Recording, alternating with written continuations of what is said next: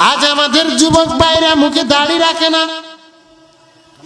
এতটা দুঃখ লাগে। ও ভাই, আমারে বুঝাইয়া বলো তোমার দাড়ি রাখলে সমস্যা কোথায়?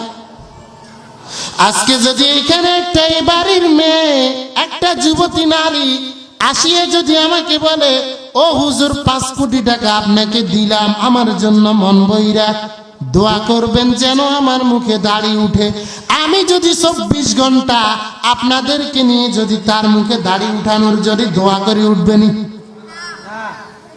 ও ভাই, তাহলে বুঝে নেন, মেয়ের মুখে দাড়ি সুন্দর না, যুবকের মুখের দাড়ি হলো সুন্দর।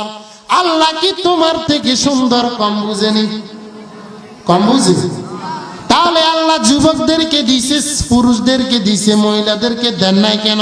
তার মানে পুরুষদের মুখে দাড়ি সুন্দর, এটা আল্লাহ কম বুঝছে, আমার আর আপনার ছেলেরা বেশি বুঝছে।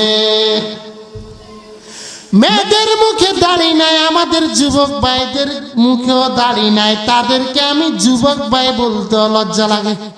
তারা যুবতী ভাই, তারা কি ভাই? যুবতী ভাই। হায় হায়, দাড়ি রাখে না, কয় দাড়ি রাখলে বলে মুরব্বী লাগে। আমি দাড়ি রাখছি, আমার বয়স 22 রানিং। ছোট্টবেলা থেকে কত ইয়ে করতাম।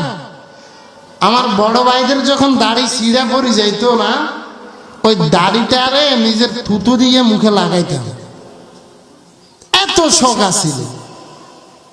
আলহামদুলিল্লাহ, আল্লাহ দাড়ি দিছে। আর আপনারা দাড়ি একবার এমন সাঁচা সাঁচে, আল্লাহ জানে বাকিগুলার কি অবস্থা। একটা ঘটনা বলবো নি? সাহাবায়ে কেরামের মধ্যে একজন সাহাবী ছিল, ঘটনাটা একটু মনোযোগ দিয়ে শুনেন। ওই সাহাবীর মুখের মধ্যে একটা দাড়ি কয়টা? সবাই বলেন কয়টা? আরো জোরে।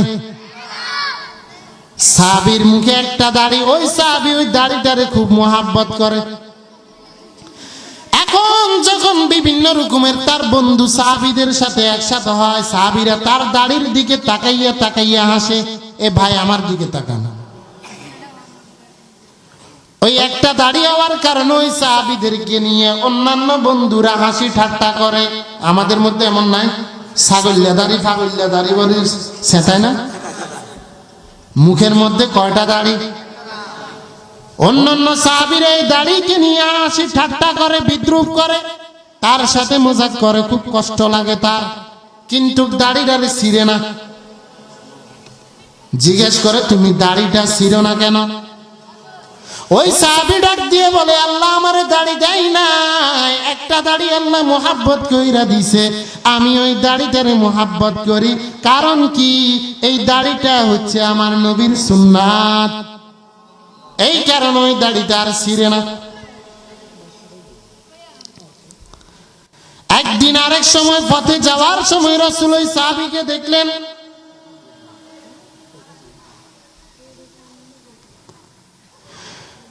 ওই সাহাবী যখন রাসূলকে হাসি মুখে দেখতে দেখলেন, তখন সাহাবী খুব কষ্ট পাইলেন। হায়রে, যার ঘর চুরি করি সে বলে চোর, যার জন্য চুরি করি সেও বলে চোর। এখন রাগ কইরা দাড়িটা ছিঁড়ে ফেলছে। দাড়িটা ছিঁড়ে ফেলার পর ওই সাহাবী তারপরের দিন রাসূলের দরবারে গেলেন। রাসূলের দরবারে গিয়ে রাসূলের সামনের দিক থেকে সালাম দিলেন, সালামের উত্তর দেন নাই। রাসূল ডান দিকে মুখ ফিরাই ফেললেন, ডান দিকে তাকাইয়া আবার সালাম দিলেন, তারপরও সালামের উত্তর দেয় নাই।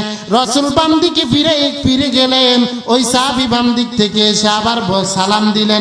রাসূল তারপর সালামের উত্তর দিলেন, আর জিজ্ঞেস করেন, তোমার মুখে একটা দাড়ি ছিল, ওইটা কই? ওই সাহাবী খুব কষ্ট লাগে, কান্দিয়া কান্না কইরা কইরা আল্লাহর নবীকে বলেন, ও নবী, এই একটা দাড়ি নিয়া আমার সাথীরা আমার সাথে হাসি ঠাট্টা করে, আমি ওই দাড়িটারে কাটতাম না। কারণ কি, আমি আপনার মোহাব্বতে, আল্লাহর মোহাব্বতে এই দাড়িটা আমি রাখছি। ওই দিন যখন আপনি আমার দাড়ির দিকে তাকাইয়া হাসি দিলেন, আমার কাছে খুব কষ্ট লাগলো, এই কারণে আমি দাড়িটা কেটে ফেললাম।